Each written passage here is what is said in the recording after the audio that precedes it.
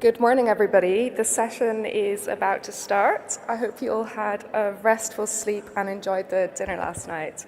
I know there was many fruitful discussions, and to me it was fascinating to see how many threads between the very different research that you all study. There was lots of commonalities in there, which is, of course, one of the main themes of this conference, how we can collaborate better. So it was really nice to see so many fruitful conversations take place. Today we're starting with a session on emerging technologies and the evolution of science, and this will try and unpack the complex relationship between emerging technologies and science systems, where new opportunities coexist with critical ethical concerns. And the session will be chaired by Professor Françoise Baylis, President-elect of Royal Society Canada and the ISC Governing Board.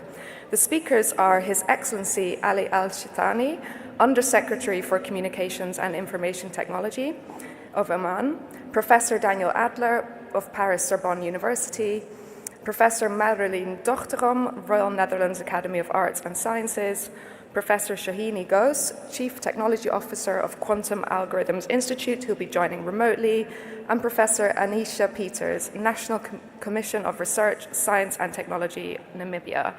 And please note, after the session, the tables in the back row will be moved to the front. So if you're sitting in the back row, you might not want to get too settled because these tables will be moved so that we can all be a little bit closer to the stage. Please come to the stage, speakers and chair.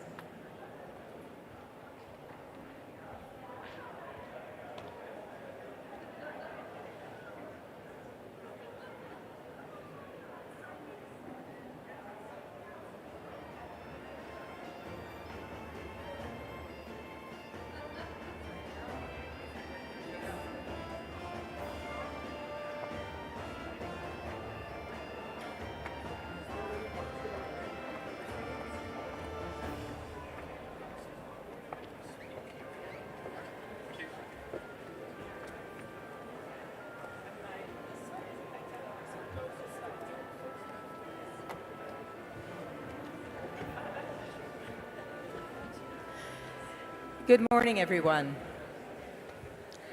Today's session is an opportunity for you to engage in a very important topic, emerging technologies in a contemporary context. Yesterday, for those of you who were here, we had a wonderful opening session by Sir Peter Gluckman and a number of commentaries making the point that we have at the present time a fractured and polarized landscape which scientists are trying to make important contributions. In this context, we're thinking about existing geopolitical tensions between different countries, different regions of the world. We're also looking at the rise in populism and nationalism.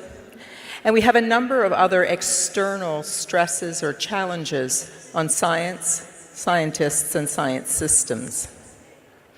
At the same time, though, it's important to recognize that we have a number of internal challenges. Some of those challenges have to do with things that are quite dramatic, such as fraud in the context of science and sometimes by our luminaries. Aside from that, we also have challenges in terms of governance and whether we're looking at self-governance or whether we're looking at global governance. For those of you who are mindful of such things, this year is the 50th anniversary of Asilomar, which was a moment in time when scientists were deeply concerned about recombinant DNA and what that science might mean for the future of humankind. In today's session, we're going to be looking at a range of technologies, and many of those are widely seen and understood to be challenging. We'll be talking about quantum computing, artificial intelligence, synthetic cells, etc. And I want to say to you that we have an amazing panel. Each of the speakers will present a little bit on the topic because not everybody can be an expert in each of these areas. But what's important about this session is that you will have a chance to engage, ask questions, etc. So I'd like to start with our first speaker who will be joining us remotely from Canada, Dr. Shahini Ghosh, who I think will be joining us on the screen.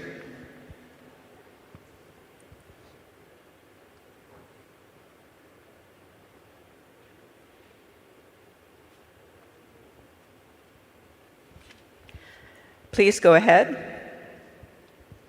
Hello, can you hear me? We can hear you just fine. Thank you. Thank you so much. Thank you for this opportunity to speak to all of you, and greetings from faraway Canada. And in fact, the reason that I am able to join you is in fact part of the topic that I want to talk to you about, and that is the impact of quantum technologies on our lives. And what I mean by that is that we are able to speak today thanks to our understanding of how to communicate using Wi-Fi and electromagnetic radiation, and the understanding of how light behaves and how atoms and fundamental particles of the universe behave is in fact what is described by the theory of quantum mechanics, which has been actually developed over 100 years ago. In fact, this is the year that we are celebrating 100 years of the development of quantum mechanics. So it's quite appropriate, I guess, for me to be able to use this technology to be speaking to you from around the world. So before I say a little bit more about where we stand with this technology today, let me say a little bit about myself. I am a quantum physicist by training. I am currently a professor of physics and computer science at Wilfrid Laurier University in Waterloo in Canada. And I work with an institute called the Quantum Algorithms Institute that is working to actually bridge the gap between academia and industry and try to build a quantum ecosystem in Canada that not only works to build out the technology, but also explores its impact on society and how we can be responsible about building this technology, not just in Canada, but globally. So I think this is part of what I hope we will be able to discuss today more broadly, not just for quantum, but in general for emerging technologies. So quantum is, of course, part of a long history of these kinds of new and exciting science and technology developments. What's interesting about quantum, though, is that although it's been here for about 100 years and has transformed our lives thanks to things like electronics and transistors and laser technology, which we use every day, and it has already revolutionized our lives, we are now at the brink of yet another very different type of societal and technological revolution based on harnessing new properties, or new in the sense that we have not been able to control individual particles of light and matter at the level we can do now. And because we are at that level of control, we can build out technologies controlling certain properties that we've never been able to do before.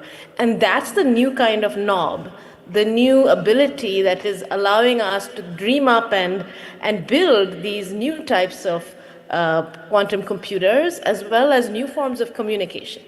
So given that time is short, so I just want to give you a broad overview of perhaps what are the most important potential impacts of this technology. There's three general areas that quantum is going to probably impact society in terms of the scientific advances. And those three areas are, one is computing, which is really about what we do with our computers today, which is calculations, of course, of all types. And the faster we can do and the more efficiently we can calculate and solve problems, of course, we all know that that's better.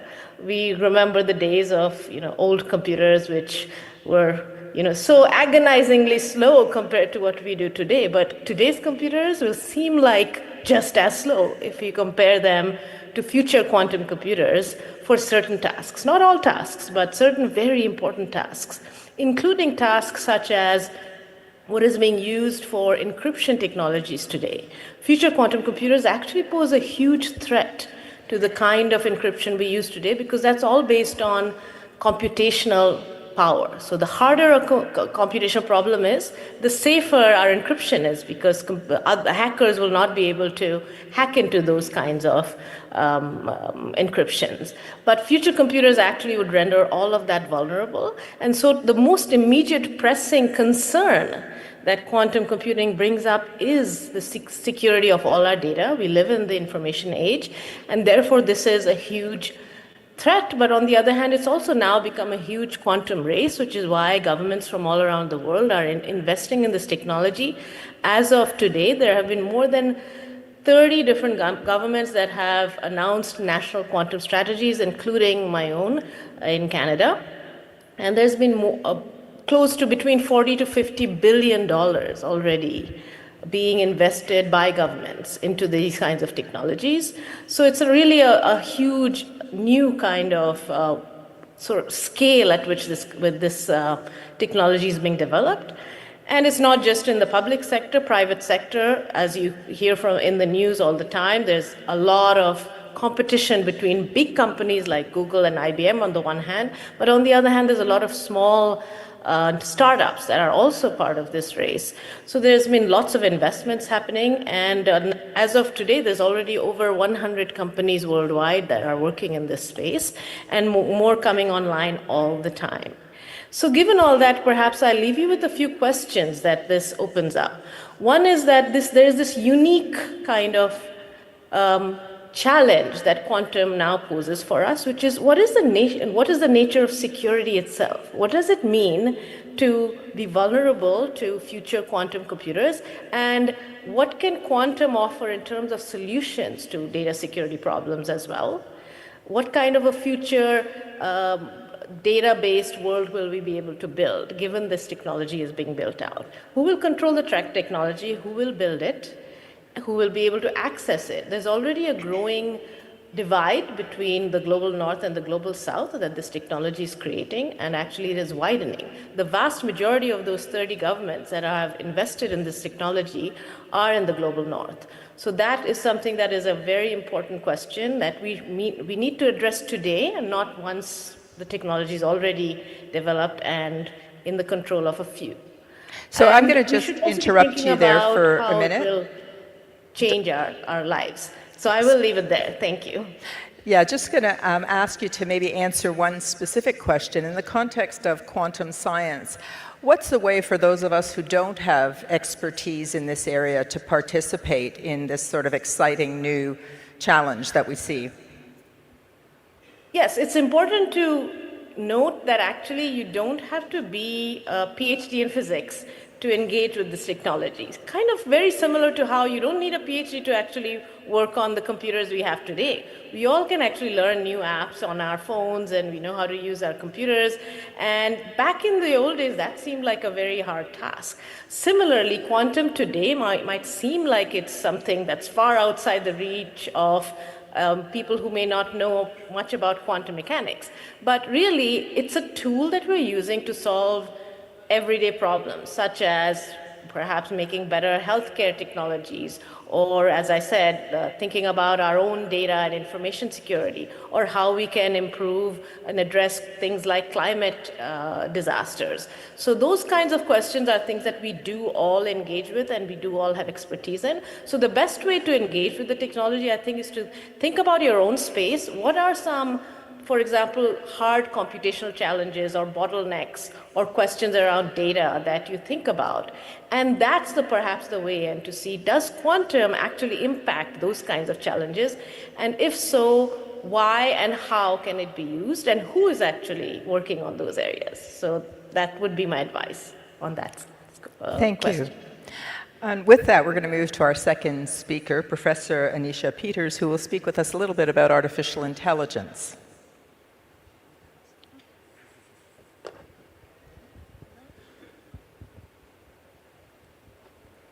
Yes, good morning. I'm Anisha Peters, and I'm the Chief Executive Officer of the National Commission on Research, Science and Technology, as introduced already.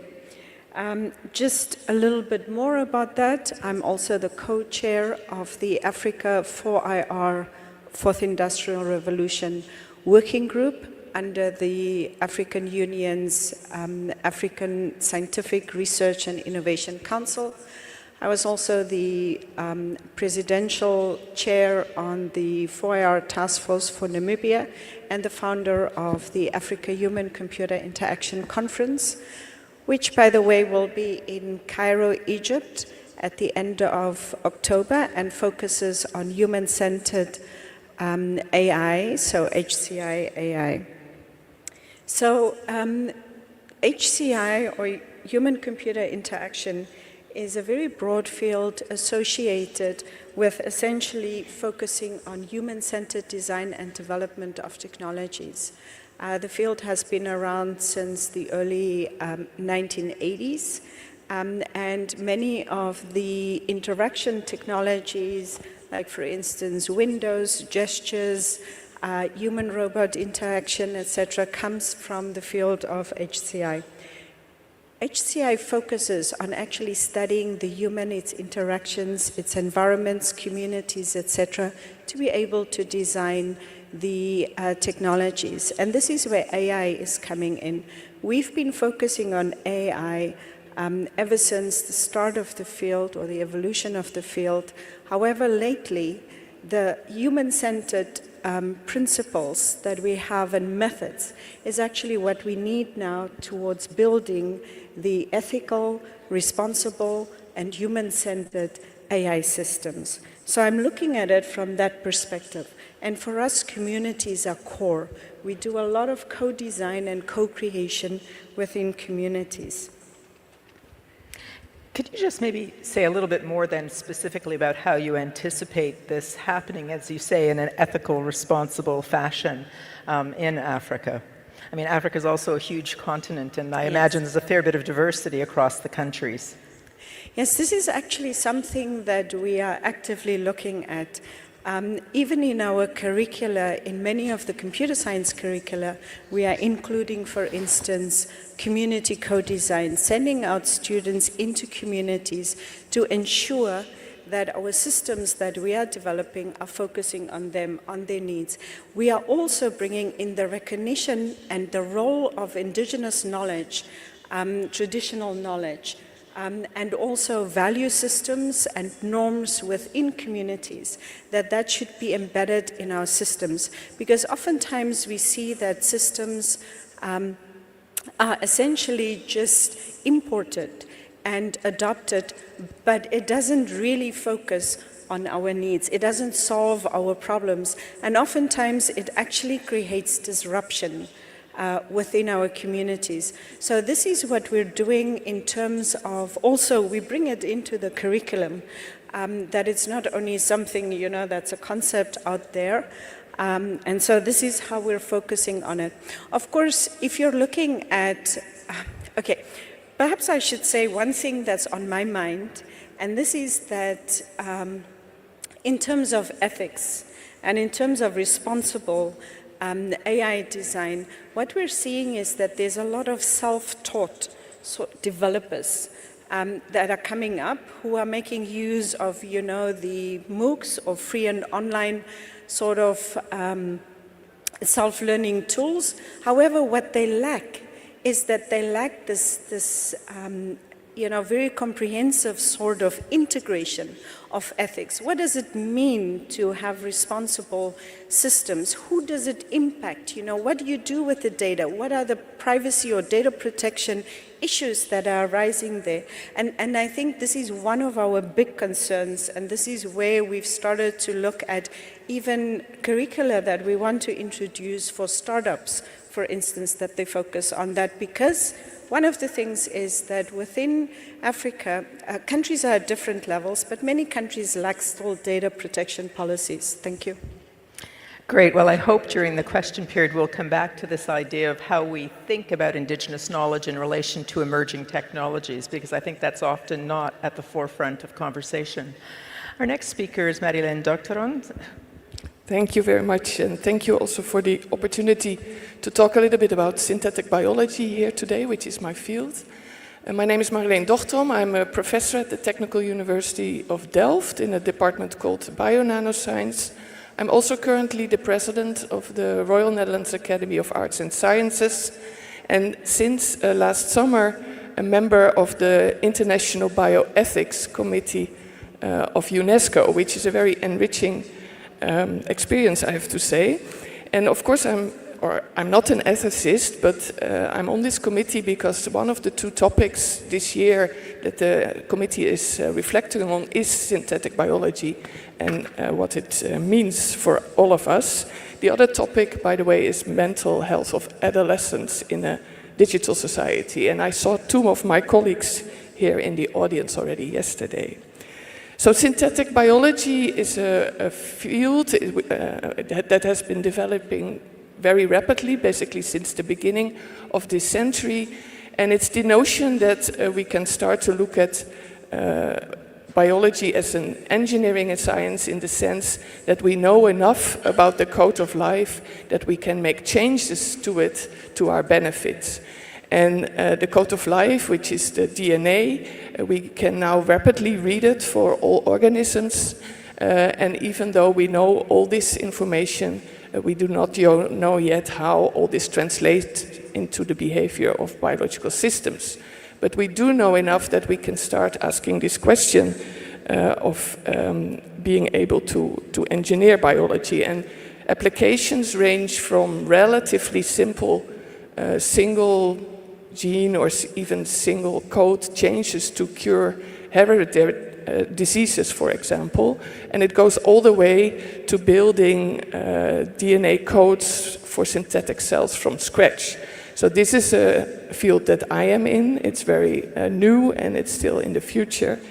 And in between changing single codes to building cells from scratch, there's, for example, applications like making metabolic networks in yeast and E. coli that can produce useful things for us.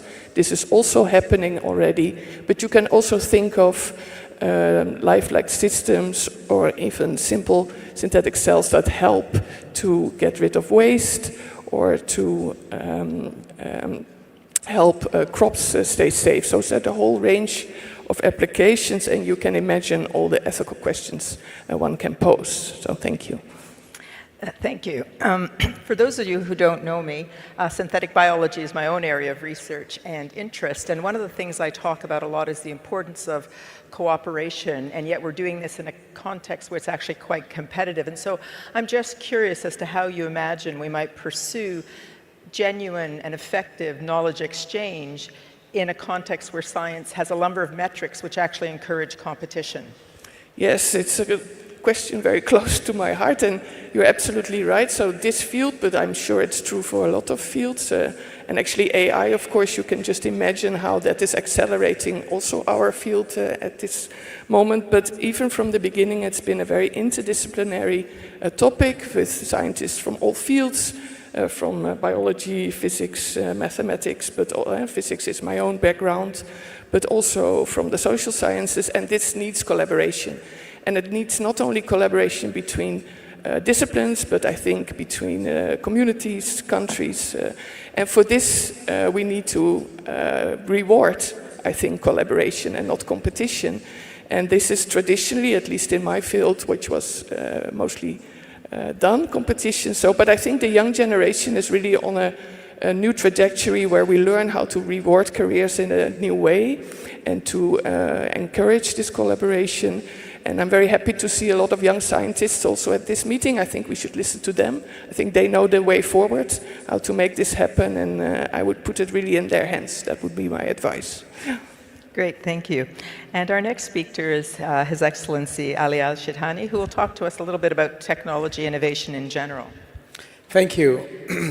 It's such a pleasure to be amongst distinguished scientists and speakers. So I would like to thank the organizing committee for giving me the opportunity to address the audience.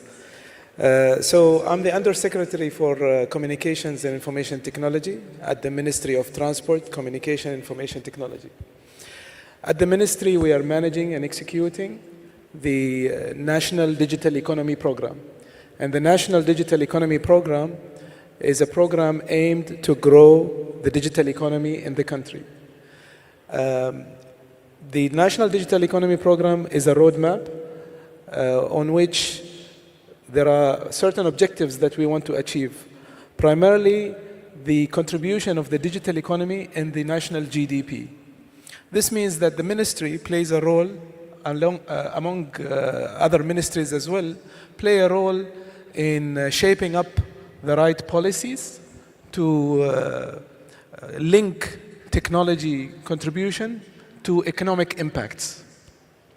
And that, by default, results in prosperity and competitiveness of the nation.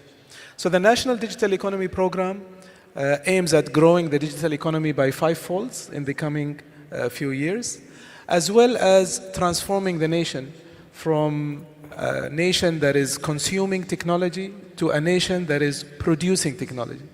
And technology production requires grassroots science and innovation at the primary education level, the secondary education level, academic education level as well. This means that we have to pay attention towards scientific discoveries and the installation of science in the education curriculum. More scientific discoveries obviously results in technological advancement, and more technological advancements results in prosperity and competitiveness of nations. So what we do at the ministry, along with other ministries, is to shape policies that can encourage technology development, but we look more towards the downstream of the usage of technology. What is needed today is more upstream. The encouragement of scientific discovery and research in the education ecosystem, because that's the only way for us to move from a consuming nation of technology to a producing nation of technology. And Oman, as a developing nation, we have to pay special focus to this, simply because we are witnessing today what I personally call the science divide. Developed nations have access to latest scientific research, access to latest equipment, which gives them an advantage versus developing countries who lack some of these resources, which, if this situation continues, we will end up in a science divide that is not going to be the perfect scenario for the entire world. Thank you for those remarks. I think I can speak for the audience to say that many of us are quite worried about contributing to an increasing science divide. And I think you made important comments with respect to the commitment to shift from consumption to production. And I think I also heard you allude, anyhow, to the need then to invest in the next generation, the youth, et cetera. I just wonder if you could expand on initiatives that you see as most helpful in that context in terms of education and investing in the next generation.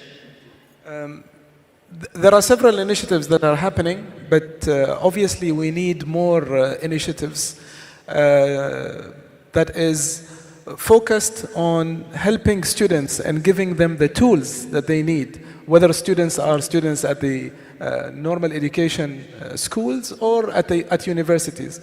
Give them the tools that they need to access latest research papers, access grants, joint grants with other countries around the world. Give them this access to open up these opportunities for better competitive edge research, and research that is built on the latest and greatest technologies that are available there. This means more investments in labs, more investments in equipments, more investments in international collaboration between universities. Well, again, dear to my heart to hear lots more about collaboration. And I think that's one of the things that the ISC is deeply committed to. How do we, in fact, ensure that those collaborations happen for the common good? Our last speaker, in terms of introductory remarks right now, is Professor Daniel Andler. And I'll turn the microphone over to you. Thank you, Françoise. I'm very happy to be here. My name is Daniel Andler, as was mentioned recently. I'm a professor emeritus of philosophy at the Sorbonne. I'm also affiliated to École Normale Supérieure, where I founded in the early 2000s the Department of Cognitive Studies. And I'm also a member of the Academy of Moral and Political Sciences in Paris, which is not or not yet a member of ISC, and I don't represent it as such. So I started out as a mathematician and a logician. And that brought me in the early 70s to the issue of AI and whether machines can think. And so that was my opening into a philosophical question. And that led me, because as AI was going through its famous winters and was ceased to be very interesting scientifically or philosophically, I turned to cognitive science, which is the science of the human mind, of human intelligence, so to speak. And so now I'm a philosopher of science, specializing in cognitive science and AI. So, as you all know, AI has a massive effect on many activities. We shouldn't exaggerate the effect. It is massive. It's not on every aspect of human activities, but is very wide. But of course, here I have time to focus only on its relations with science very briefly.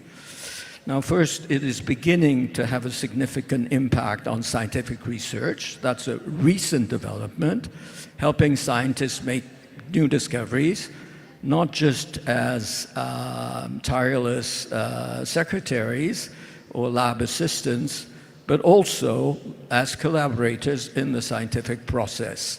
And we'll hear lots of examples, I'm sure, in the following parallel session number 1, which is all about those issues, and this is sort of a preview of that session. Now, it's a safe bet that AI will contribute to new breakthroughs in many fields, in many scientific fields. However, there are possible downsides to consider that should be of concern to the scientific community. One is de-skilling. Scientists may lose some of their know-how and grasp of their subject matter. Clutter. AI may generate a tsunami of possibilities that scientists cannot sparse. Loss of motivation. Reinforcement of conformism, as AI does not really, for the moment, ask novel questions. And finally, what can be called hyper-empiricism, the mistaken notion that data is all that science requires. My second and last remark is that AI is the progeny of a diverse set of theoretical disciplines, from philosophy to mathematics, from logic to decision theory, from neuroscience to psychology and linguistics. At the time of its inception, it was embedded in an investigation of the human mind, cognitive sciences. This connection has all been but lost, and it should be revived if we want to better understand AI and make it interact better with human intelligence. The one metaphor that I like is to think of AI as a form of prosthesis. AI will never be autonomous in the full sense of the word, and if it could, it shouldn't be. It will always work in par with the human mind. Now, the more complex a prosthesis is, the finer one's grasp on the functioning of the original creature, organism, is important. If it's just a wooden leg, you don't need a lot of anatomy to make it fit. But if it's a sensing prosthesis that really connects deeply with the functioning of the human body, then you need a deep knowledge of the human body to make an adapted prosthesis. So that's what I'll conclude with for the moment. Great. Well, thank you for that comment. And just as you're sort of anchoring this relay, I wondered if you could just maybe reflect before we move to a more general conversation on whether you think from a philosophical perspective and grounding that all of these technologies, these emerging technologies, and there are many beyond those we've spoken about today, are they on a par? Do we need to be thinking about them through the same lens? Thank you very much for this question. Yes, well, my short answer is that they're not on par. We're not born equal. First of all, not every novelty counts as an emerging technology. An emerging technology, as it's used, and if you want it to be a useful concept rather than just a banal idea, requires radical novelty, fast growth, large socio-economic impact, it has to be disruptive, and a potential to bond or converge with other areas of technoscience. Now, I think that with those criteria in mind, there's little doubt that digital technologies, together with AI as a spearhead, are number one, because they are unique in the quasi-unlimited breadth of the areas which they can bond with productively. But this is not to rule out the possibility that in the fullness of time, the presently emerging biotechs, synthetic biology, genetic engineering, being conspicuous examples, may be judged as having led to advances equal or even superior to those of AI. But these advances will presumably not spill beyond the biomedical sciences. Well, I think I might agree, but then as somebody who works mostly in the area of the life sciences, I'm actually thinking that the ways in which we might be manipulating humans in advance of how we might use artificial intelligence might come to the fore. So I think it's really interesting to see, depending on where you're grounded, where you see the challenges. We're going to move to sort of, if you will, the second stage of this panel discussion. And what's going to happen now is I have one question that I'm going to put to each of the panelists, and they will answer that obviously from a different perspective in terms of the science, but the geography, their philosophical, cultural, and other commitments. And then we're actually going to open it up to the audience for you to engage and ask questions. And you can ask questions of the panel as a whole or to any one speaker. So having said that, the generic question that I wanted to put out is, if you could wave a magic wand, wouldn't that be a wonderful new emerging technology, the magic wand? But if you had one of those wands and you could in fact say to your government or perhaps to a quasi-governmental organization that you thought was powerful in the context of contemporary global science, what would you ask them to pay attention to or to act on? Where is it that policy could in fact improve practice in pursuit of the common good? Because I think one of the things that all of us recognize is that science is very important, but if it stays in our head, if it stays in our lab, if it stays in our university, it can't actually transform the world in pursuit of the good. And so a question for each of the panelists, and for you obviously to reflect on as well, is if you could give that sound advice to someone with power to actually act or execute, what would that be? And I'm not actually going to control the order of that. I'm going to leave it open-ended, except for asking Shohini, because she's remote, to speak first so that we don't lose her contribution. So if you could start first, and then we'll open it up to the others. Yes, thank you. It's a great question, and of course there's actually many answers that I want to give, so I'll just pick one out of those, and I would actually want to focus on education, particularly in my own field, with quantum science being something that is introduced fairly late in the curriculum, if at all.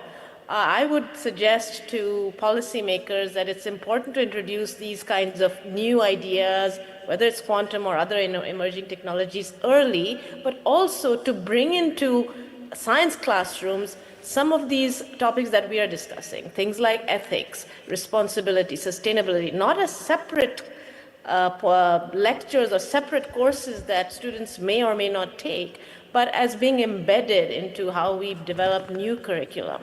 Because in the end, the future of society as well as science is going to lie with future generations. So this should become something that's normal that scientists, future scientists think about. And that'll take some radical rethinking of our science curriculum.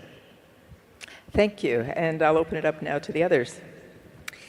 Yeah, I am going to draw a little bit from what we did for the Africa 4IR working group, because we did a landscape analysis of the countries, and then we also looked at what are already some of the recommendations to be contained in a strategy.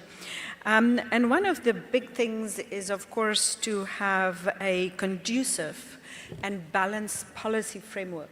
In other words, you want to sort of, protect from harm or that it has maximum impact, but at the same time, you also don't want to stifle innovation. So that's what we mean with a very balanced sort of regulatory framework, because we also see that it goes off on the other side with regulations.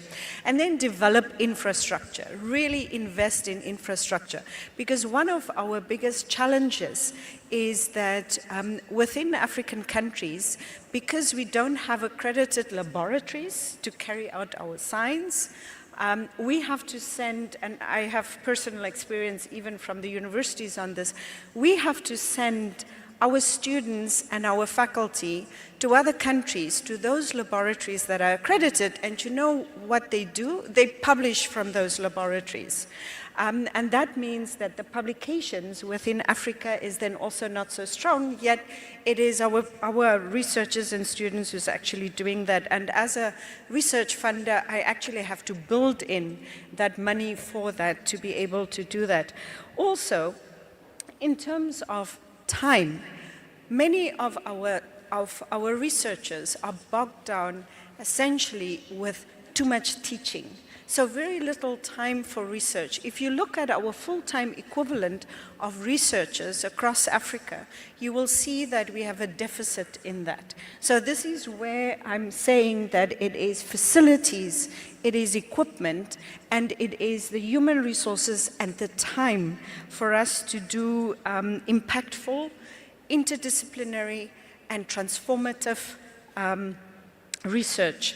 And then, of course, one of the issues that we are pursuing as well is to look at a researcher rating system, that we have sort of a quality standard that we could look at across, and if you know that somebody, a professor is coming from here and rated as an A researcher, etc. We already have such examples from the National Research Foundation in South Africa, where they have a rater system, and we're looking to expand that.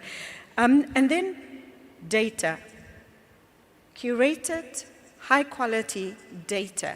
That's where our poverty also exists. And even for scientists within Africa, that is the problem. And that goes with data infrastructure, like data centers, high-performance computing centers. That's the whole infrastructure conversation. I will leave it here. Okay, so Marilyn, you already have the microphone. Go for it. Yes, so I think what I would say to policymakers, and we're doing that in my own country, is to really treat the knowledge that we are developing as a common good and not shield it from other countries, which is sometimes done under the pretext of national security, because we can use this time when it's still in early days, not only to share the knowledge so that we develop it together, but that we also at the same time can think about a common regulatory ground, because it's still early days, so we still have the time to think about this new technology together to make sure, and this of course that we're also doing at UNESCO, we do it in such a way that we develop methods that will protect the planet, that will also be good for human dignity and rights, but also that assure fair access. And we already talked about the science divide, and I think it's very important to share the knowledge always and as early as possible for this purpose, also to make sure that when the technology becomes a reality, it will end up not in the hands of one country or even individuals, and that we can really benefit from it together. And this starts, I'm really convinced, with sharing the knowledge as early as possible. Yeah, well, that's always heartwarming, because the International Science Council is deeply committed to the use of science in the pursuit of peace and the common good. Please. Thank you. In my view, with the proliferation of emerging technologies, I think it's important for policymakers to start putting the right guardrails to make these technologies human-centric. The purpose of advancing all these emerging technologies is to serve humanity. That should be the primary focus. And so policies should be centered around that.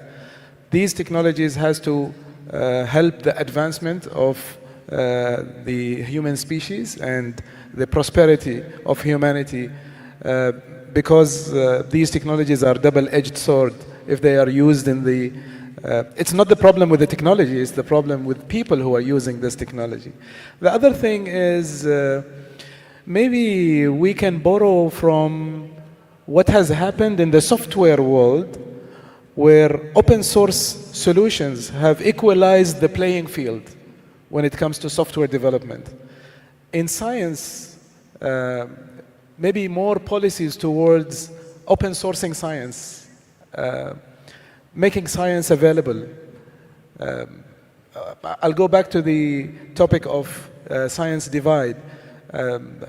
Having policies in mind that makes science accessible and available so that no scientist is left behind, I think is an important policies that policymakers need to think about. Lastly, collaboration.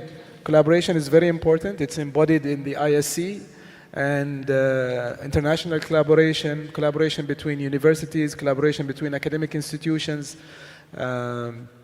cross-postings and exchange of knowledge and joint research and joint grants is very important, again, to bridge this science divide. Thank you. I'm going to turn the microphone over to you in a minute, Daniel, but in the meantime, I want to remind the audience that we've built in specifically time for conversation, so I hope some of you have some questions for us. There will be people with microphones, so please be prepared to jump in a minute with some pointed questions around the theme of emerging technologies. Daniel. Thank you. First, very quickly, I'd like to pick up on what Shohini said. She said we should introduce quantum mechanics at a very early age in our curriculum. And I have a colleague in my Department of Cognitive Science who's passionate about Darwin, and so am I, by the way, and she says that Darwinian theory should be introduced in primary school, in fact. And which is sort of makes me a little bit wistful because, I mean, most adults in the world don't even understand the basic principles of Newtonian mechanics.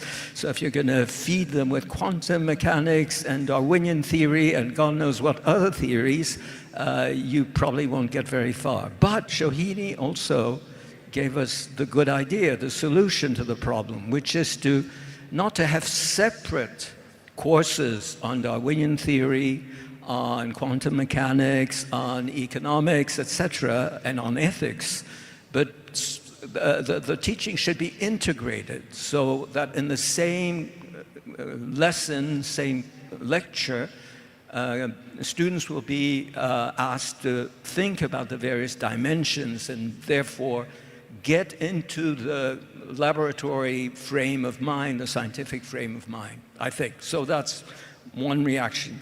About the government, the advice I would give to my own government, it's as follows. France is extremely anxious to be good in AI. In fact, we have an AI World Summit organized by a president next week.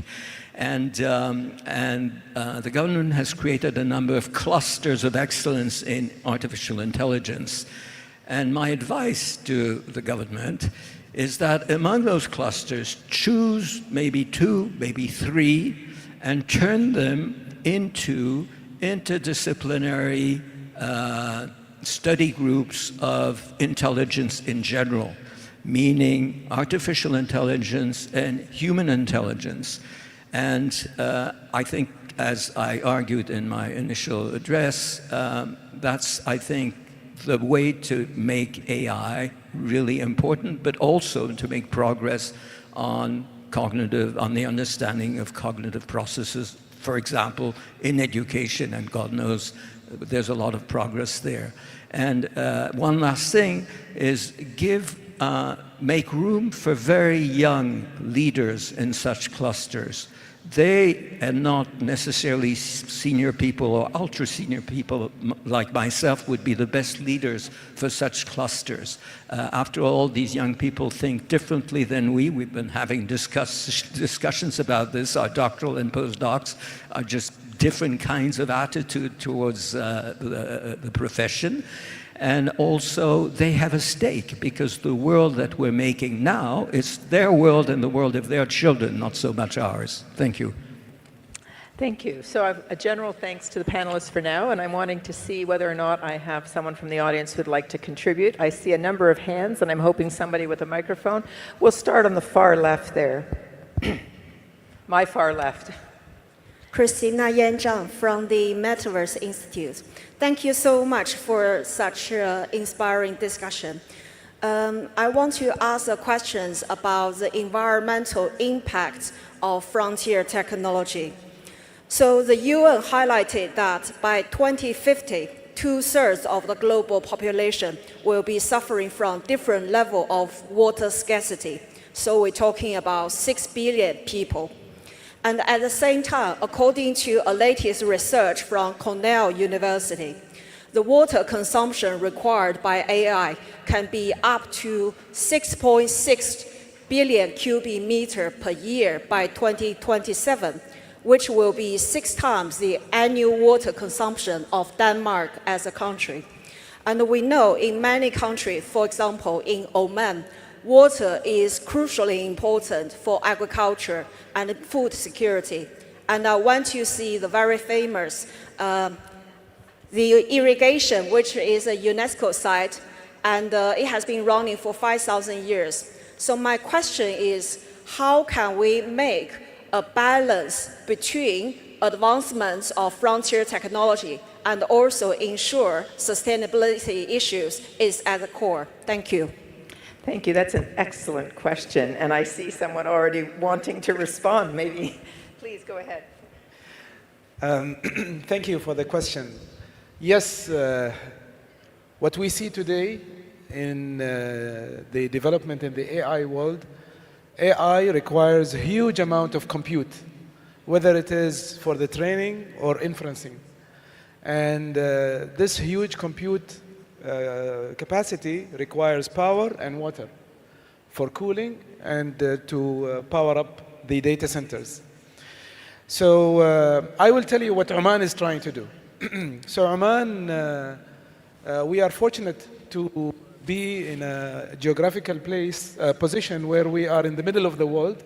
This means that interconnectivity is ideal for us. And we have around 20 submarine cables that are landing in Oman, which makes it a perfect condition to host data centers because submarine cables allows for availability, redundancy, and fault tolerance. Now, powering these data centers is an issue. You can use the traditional grid, but again, this consumes a lot of power for AI. For example, searching a query in Google consumes a light bulb consumption of seconds. But asking generative AI lights up a light bulb for a minute. That's how much power it takes when you compare a normal Google search with an generative AI search. So what we do here in Oman is that we are promoting for green data centers. So we have the competitive advantages to host data centers, but we are promoting for green data centers, and we give extra incentives for data centers that can utilize green sources of powering those data centers. And Oman is lucky to have sun across the year, which is a good source of energy, plus wind in some areas in the country where we have a perfect sun and wind combination. And we also have, in some parts of the country, we can utilize ocean cooling to cool data centers. So the policy in Oman is that we welcome data centers, particularly AI data centers, but we give extra incentives if the data center is powered by green sources of energy. Thank you. And I think one of the things that highlights is that we need to think about science and advancement in a broader context, whether it's an ecological, a cultural, a political context. I'm just going to go to the next question. There's a gentleman here who has a microphone. And then, sir, at the beginning, you'll be next if you get the microphone. Thank you. Please go ahead. Thank you. I'm Dr. Hussain Wahidi, and I'm Secretary General of Pakistan Young Academy, and also heading the Department of Biomedicine at National University of Pakistan. I have a question for Professor Marilyn, that as we speak of the technologies in the field of biomedical sciences, for example, synthetic biology that you talked about, there is an extra layer of regulatory issues related to the healthcare products or the systems that we try to develop or technologies that we develop. So, but most of the times those technologies cannot make it to the market because of these regulatory and ethical issues or concerns. So I think I would like to have your say on this, that should we put more focus on fostering the skills to develop technologies, or should we focus or turn our focus towards streamlining the regulatory and ethical roadmap to bring the products to the market and clinics, for example, the healthcare products, because we know that there are so many technologies that are still in the backlog because of these regulatory bottlenecks. So I would like to know your take on this. Thank you. Yes, thank you for that question. I'm not in the medical field myself, but listening to my colleagues, I think you're exactly pointing to, of course, the balance that has to be sought here. That on the one hand, we have, if I understand your question correctly, we have new technologies, very excited about it. We see all the possibilities, and we would like to apply them as quickly as possible because it may save lives.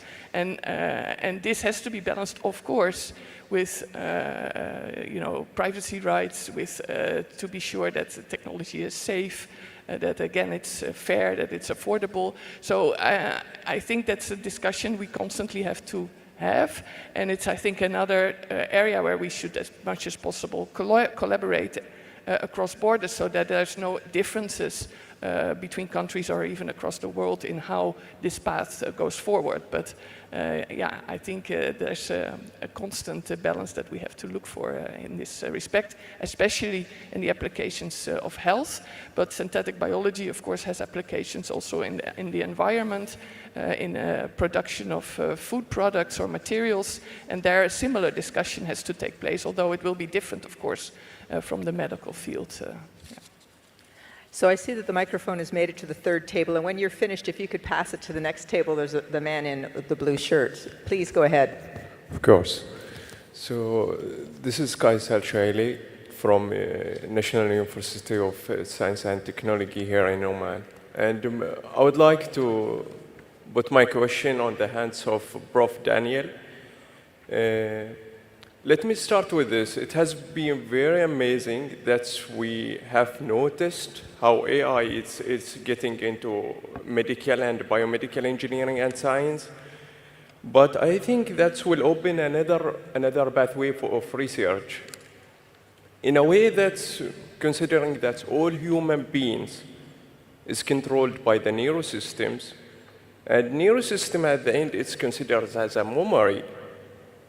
So now new generations are already born with those AI's applications. That means their body is getting already adapted to that technologies. So in future, when we do research, that would leave us with open gap, on my point of view. That's okay, we're studying such blah blah, but where's our samples? Because all of what we are facing right now, getting adapted to those new AIs. So how we can get back to our nature? How we can go back to our main physiological function that we are born with? And maybe how AI will help us to go back to those functions. Thank you a lot. Thank you. It's a complex question. I'm not absolutely sure I got every part of it. But first of all, I think that human nature is much more resilient than one thinks. And for the moment, I don't think that, whatever the drawbacks and changes in children's attention span and all of that, that's quite real and it's a preoccupation, but I don't think it's going to change our nature for quite a number of generations, just for biological and Darwinian reasons, I think. So I'm counting on the resilience of the human nature to resist and maybe bring us back to a more reasonable way of life. I could be wrong, but for the moment, I don't think anyone has very strong evidence one way or another. Just this argument that we're basically human beings with a human DNA, and of course the DNA is not everything, but it's something very strong. It's a very strong constraint. Now, whether AI can help us sort of come back to a more satisfactory way of life, I think that's a possibility if it's well used. It goes along the lines of my contemporary and friend Yann Lequin, who always says that A is not the part of the problem, it's part of the solution. So if it's human nature, if it's a more balanced way of life, or it's water conservation, it's AI that will provide the technical solutions. Now, I think that's an optimistic view, but one that can be defended. Great. So we have the next question here. And in the meantime, if I can have a hand over here so we know where we're taking the microphone. I see a woman there with the microphone, so you'll be next afterwards. Sir, please go ahead. Yeah, thank you. Good morning, everybody. A couple of very quick conceptual questions, maybe. I'm not sure I'm right, but I want to hear the panel's opinion nonetheless. I think the integration of emergent technology is to the mere incremental increase in the operation per se, but we are not really witnessing total mindset shift towards emerging technology in different sectors. I may be wrong, so I want to hear if you would agree with me, and in such a case, how really to reach that mindset shift? Second question, what does emerging technology mean to the human workforce? The more they get smarter, the more we are less reliant on the human workforce, or what's going on? Thank you. Shohini, I'm going to see if I can bring you in. Were you able to hear that question? Yes, I did hear the question. So I think to go to the mindset shift question, what I would argue is that the one common mindset that perhaps we should be aiming for instead of shifting our mindset for particular technologies is to consider whether we can build in or create a mindset that focuses humanity rather than focusing on the application of the technology.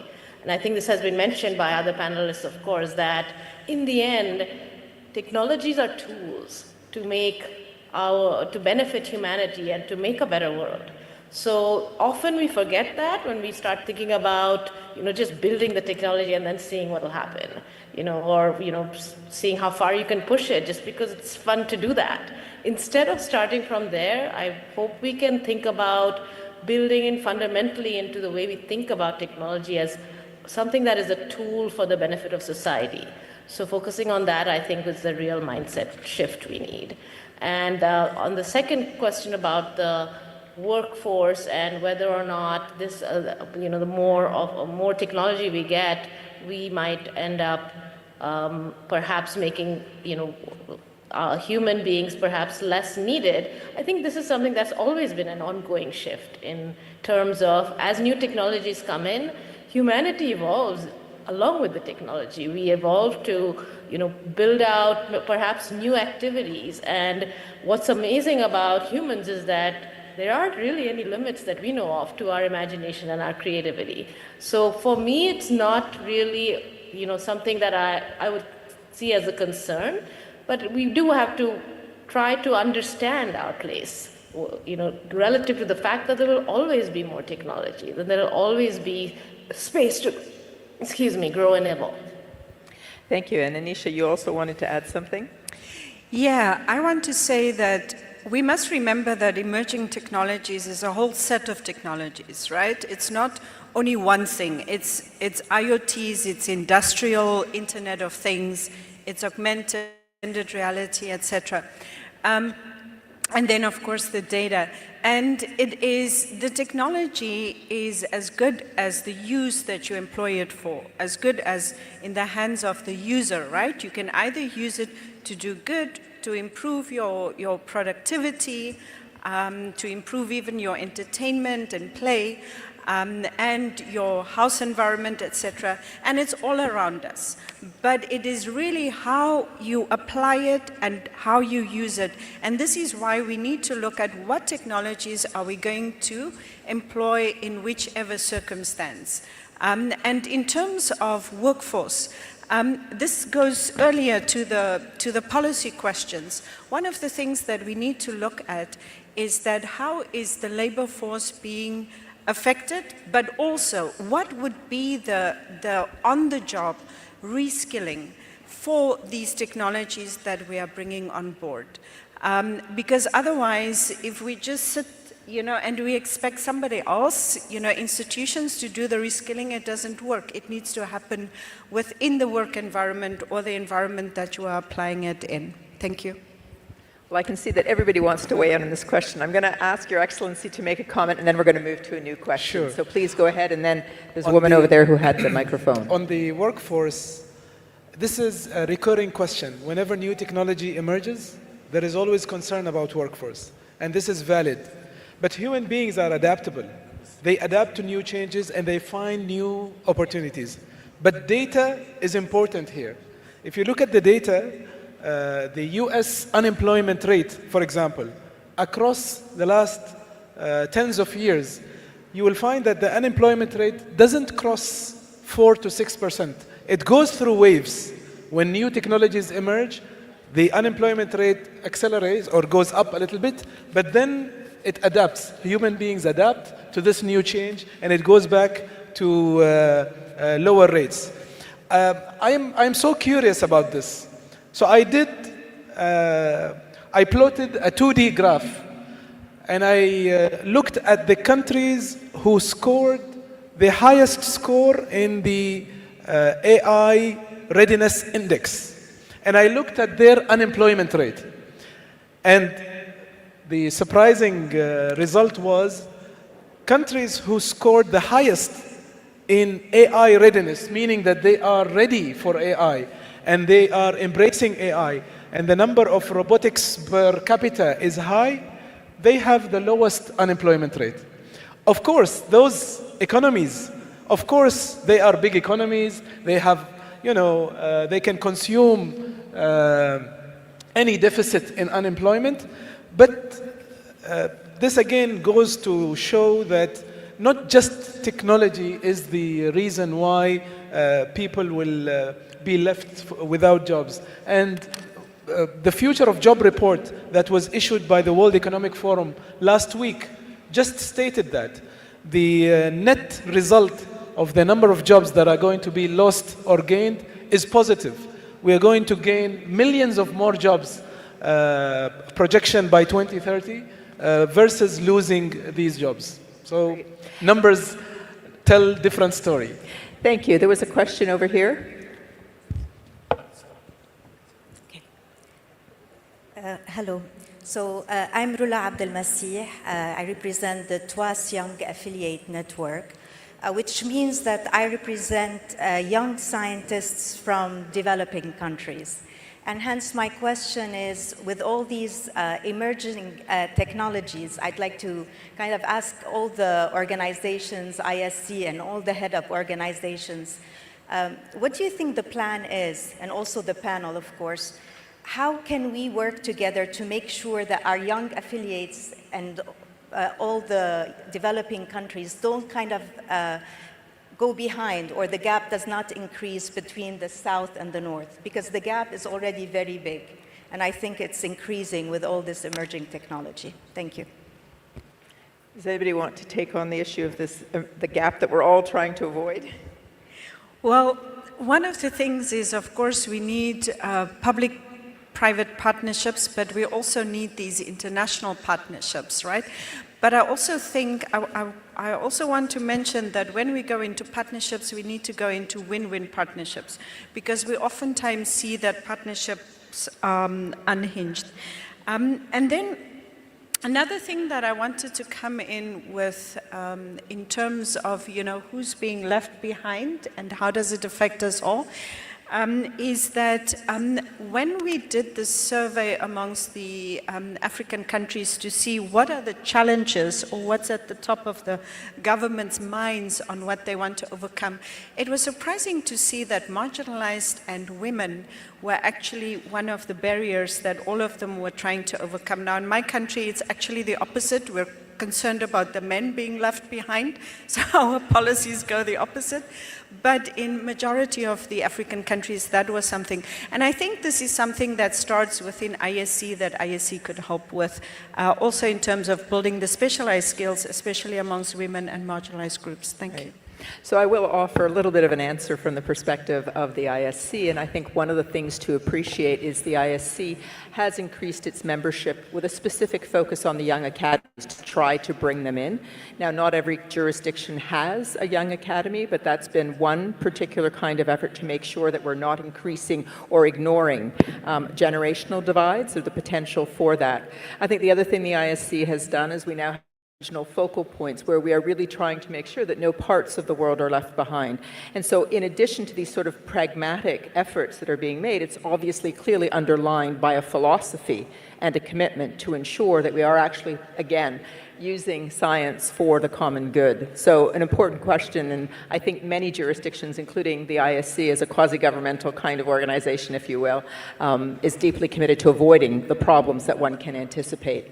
We're going to take one more question and then we're going to move on. So there's a question over here. I'm having a hand. Oh, sorry. Sir Peter Gluckman would like to speak, so we'll give him the word. First of all, can we ask the Minister to ask you a question? Thank you very much.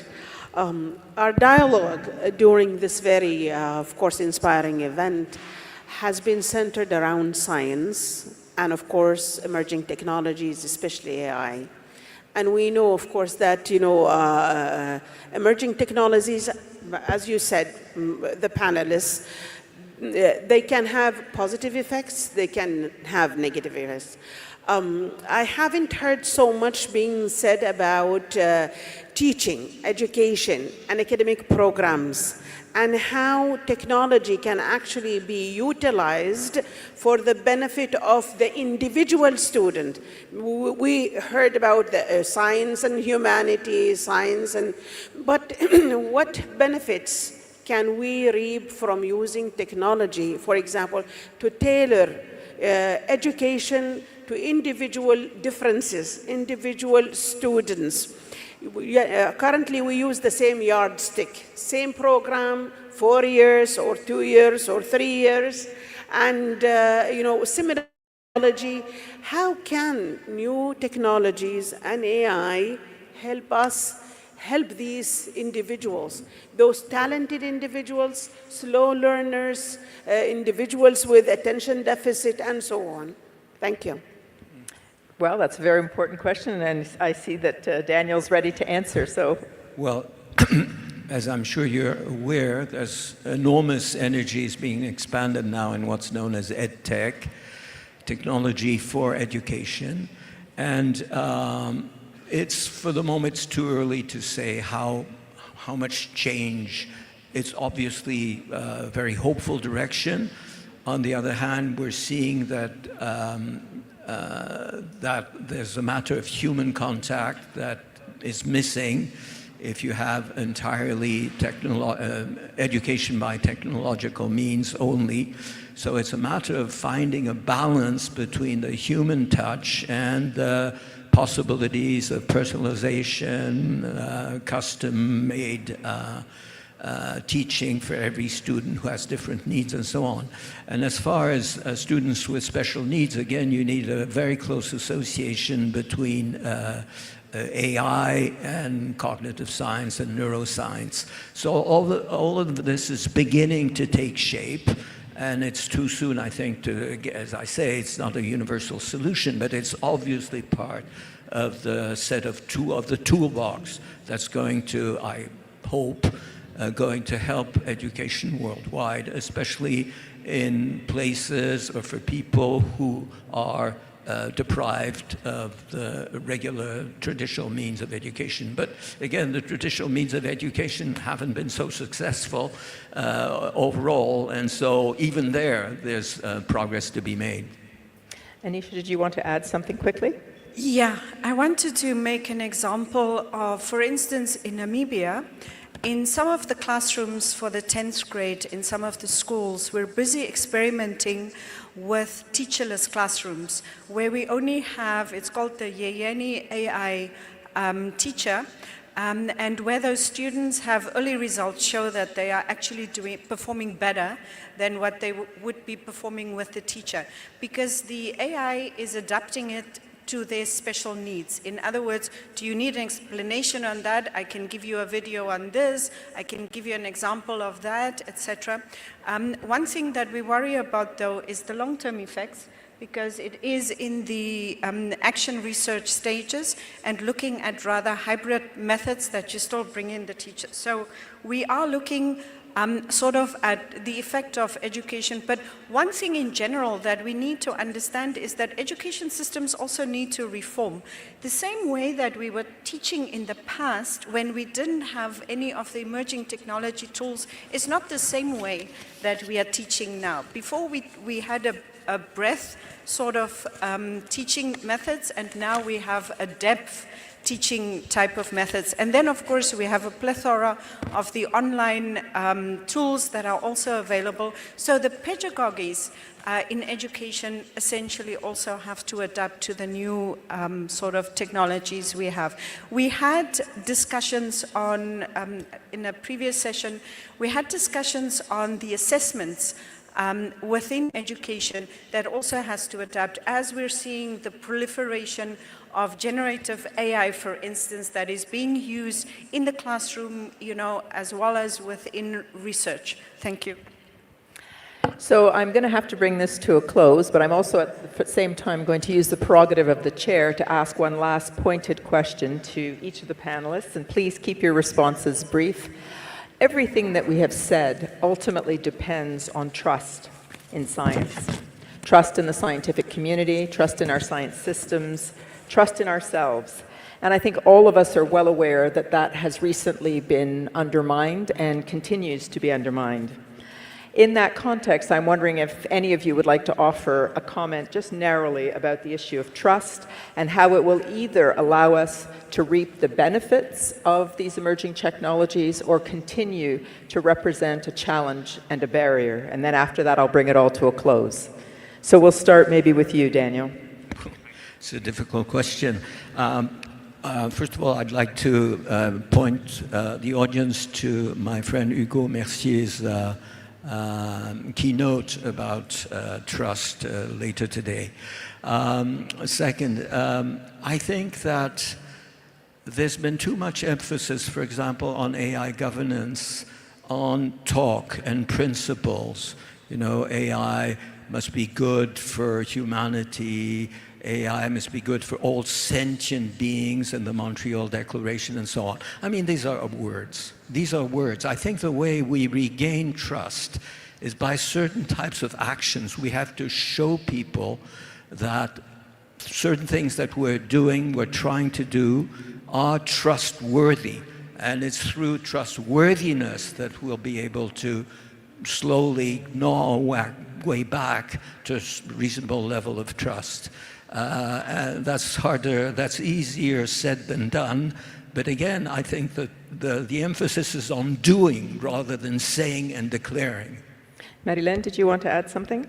Yes, I think trust is something that of course, is very much needed, that you need to work on all the time, and also starts early.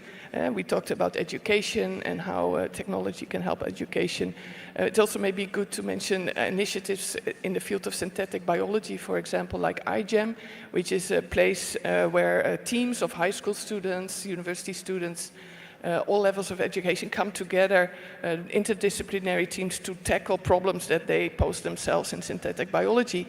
And of course, it's a technical sort of competition, but the more important part of it is that young people from all around the world get together, get to know each other, and this is where building trust starts. So I think that's very important. Right. Shohini, did you want to come in? Yeah, so I just wanted to look at it with a slightly different perspective, which is about thinking about how there's a lot of trust in good science, because often we can't tell the difference. If you're not actually an expert in the field, you can't tell the difference between the real science and perhaps the fake news and all the hype and things like this. So I think part of building trust and being able to make those kinds of critical assessments is to have some level of science literacy across the entire population. So I think trust has to go hand in hand with that, honest ability to assess science and to have a broad perspective on all of what's happening out there. So I think journalism and media has to be a huge part of building trust. Great, thank you. And I think we also need to have that level of science literacy amongst our leaders as well. So we actually need it across the spectrum. Anisha, last comment? Who here trusts ChatGPT?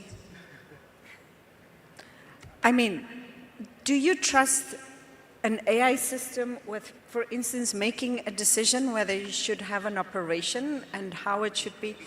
I'm just trying to illustrate that where we are applying, for instance, AI today, we need to invest in the trustworthiness of those systems. And that was what Daniel was saying, that it needs to be trusted. And how do you trust it? It needs to be consistent.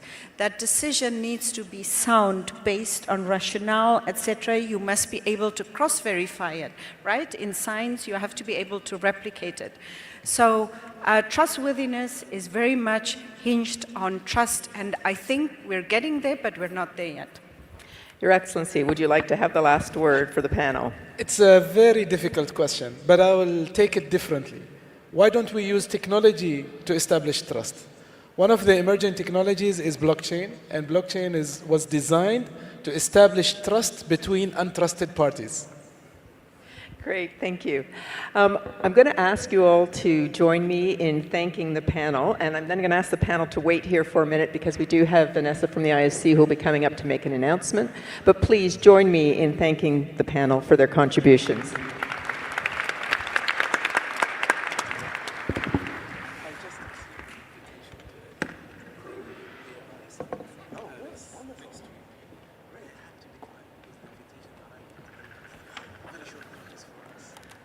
Good morning, colleagues, and thank you to the panel for that really insightful and rich discussion. I'm Vanessa McBride, a Science Director at the ISC, and I'm delighted to use this opportunity around the discussion of evolution of science in the face of emerging technologies to make an announcement of the ISC members who will embark on a new project around digital journeys. What is this? This is a 4-month program that combines individually tailored and group coaching sessions which enable the participating organizations to harness digital change in a way that serves their organizational mandates. It's part of the ISC's ongoing efforts to support the science community in adapting to an evolving digital landscape. So, as science organizations who want to connect with our members, with the broader publics, and of course want to be able to facilitate the production and dissemination of scientific knowledge, it's essential for us to move forward in this digital space. As we've heard, so much of scientific discourse, but also societal discourse is taking place in this digital space. The ISC and these partners are very lucky to be supported in this endeavor by the International Development Research Centre of Canada, who have provided the financial support for this program through a grant to the Centre for Science Futures. This program is part of a suite that explores the effect of emerging technologies on science systems, with a particular focus on science systems in the Global South. So this idea of digital journeys is appropriate phrasing. That's because adaptation to this kind of rapidly changing environment is a journey in itself, and it's often a journey that we don't know quite where the final destination is. It's appropriate here as well because this is a journey that these organizations will be undertaking as a cohort, using the tools and the processes of peer learning as well to enrich the experiences for each other, but also to provide some learnings for the broader scientific community. These organizations, the organizations that comprise this cohort, really have pretty diverse digital ambitions. They range from new infrastructures and skills, all the way through to managing data and even participating in hybrid learning endeavors. We think that in this really diverse cohort, the strength is in what we take from the combined learning. So the participating members applied for this opportunity through a call that was issued by the International Science Council late last year, and 11 members of the ISC have been selected to participate in this journey. They are the Caribbean Academy of Sciences, the Nigerian Young Academy, the International Astronomical Union, the International Society for Digital Earth, the International Sociological Association, the International Union of Immunological Societies, the Scientific Research Council, Jamaica, the Sudanese National Academy of Sciences, the Philippine Social Science Council, the University of the South Pacific, and the World Academy of Sciences. Huge congratulations to these members. We know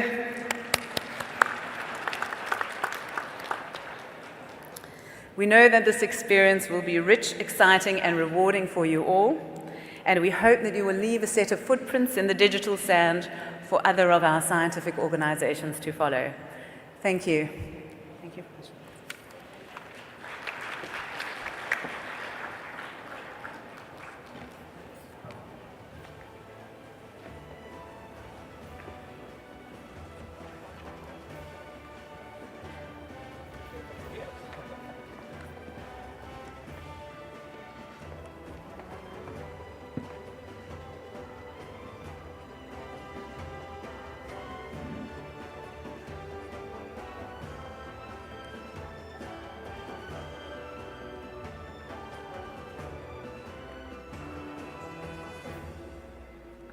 Recording stopped.